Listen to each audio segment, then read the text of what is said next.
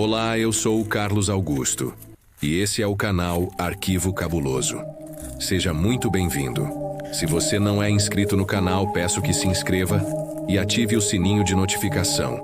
Não custa nada e você vai estar ajudando muito e fazendo parte da família cabulosa. Se você é cabuloso ou cabulosa, seja muito bem-vindo. Não se esqueça de deixar um like ou dislike. O vigilante do depósito antigo. Dizem que a noite é um manto que cobre o mundo, para esconder segredos que o dia jamais permitiria expor. Nas madrugadas longas e silenciosas, há aqueles que caminham sozinhos, com apenas o som dos próprios passos como companhia. Vigilantes noturnos, homens comuns que sustentam famílias vigiando galpões, depósitos e cemitérios. Mas entre esses, há histórias que sobrevivem, porque algo de terrível e inexplicável se manifestou. Este é um desses relatos.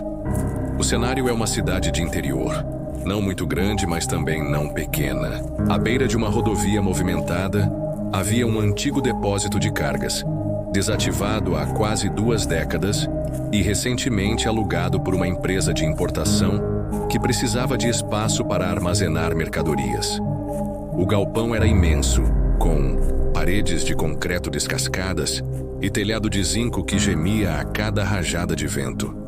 As janelas, muitas quebradas, deixavam entrar correntes frias e o eco ali dentro parecia amplificar qualquer ruído, transformando o mínimo estalo em algo desproporcional. A empresa contratou um vigilante noturno para cuidar do espaço. Seu nome era Eduardo, 40 e poucos anos, pai de família, conhecido por ser sério e trabalhador. Não tinha vícios, não era de beber, tampouco acreditava em superstições. Para ele, histórias de fantasmas eram conversa de gente desocupada. Entrou naquele trabalho sem medo, pensando apenas no salário e no sossego de passar a noite inteira em silêncio. No entanto, logo na primeira semana, Eduardo percebeu que algo não estava certo naquele depósito. Na primeira noite, ele entrou às 22 horas. O supervisor da empresa havia mostrado as dependências, entregado uma lanterna, um rádio comunicador e as chaves dos portões. Não havia muito o que fazer, além de rondar de tempos em tempos e verificar se estava tudo em ordem.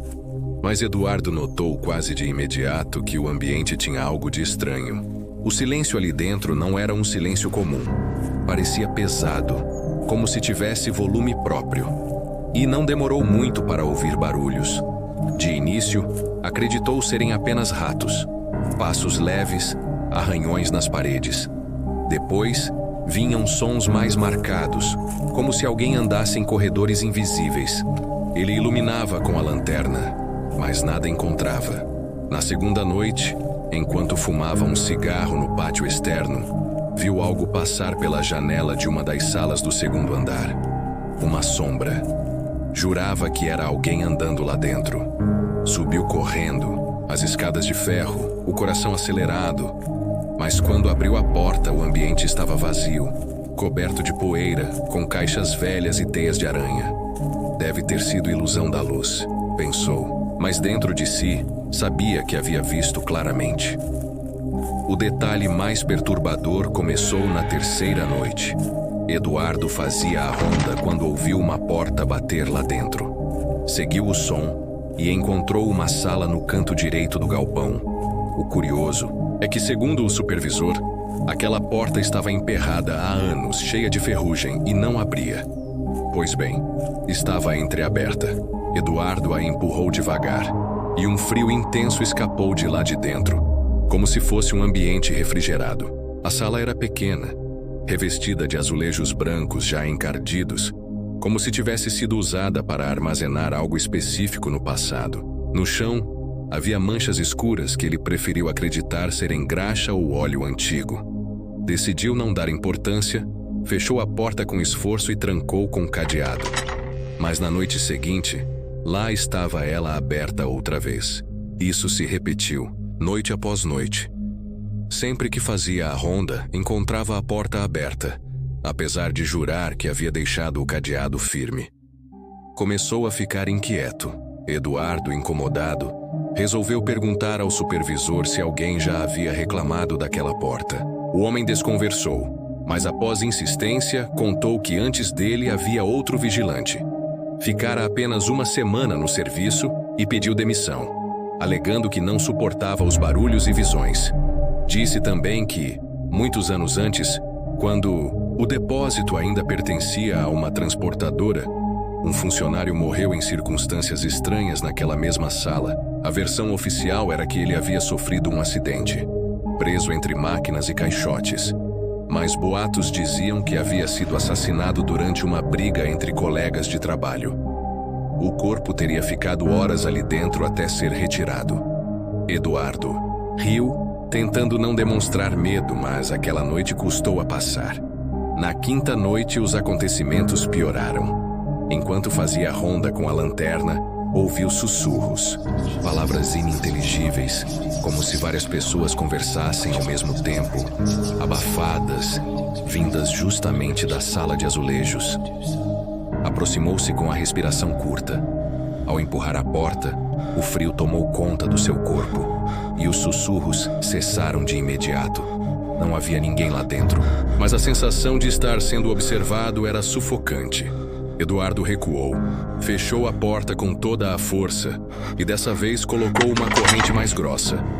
Mas já sabia, não adiantaria. Na sexta noite, Eduardo viu claramente. Eram quase 3 da manhã, hora em que o silêncio era mais profundo.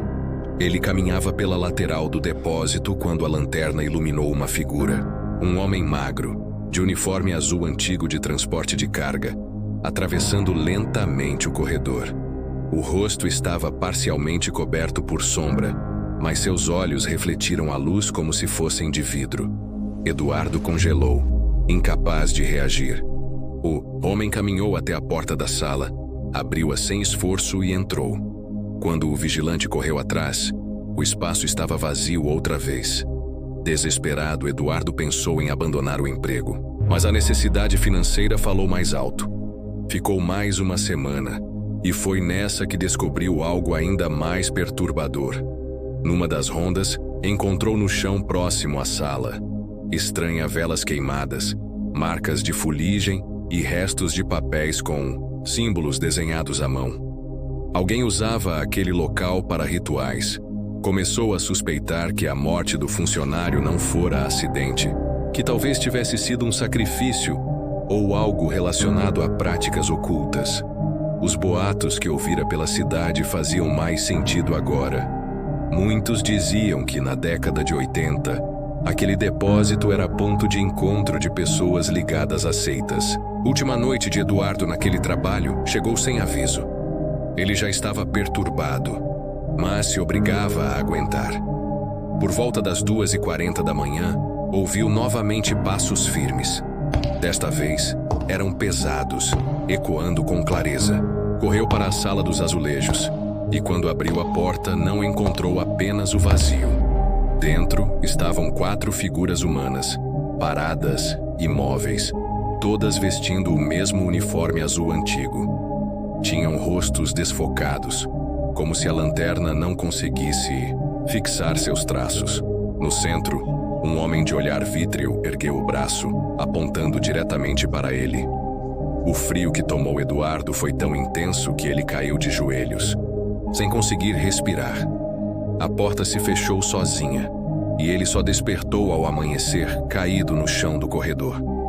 Demitiu-se no mesmo dia, jurando nunca mais voltar. Hoje o galpão ainda existe, mas ninguém permanece muito tempo como vigilante. Todos relatam os mesmos barulhos, as mesmas visões, a mesma sala que insiste em se abrir sozinha.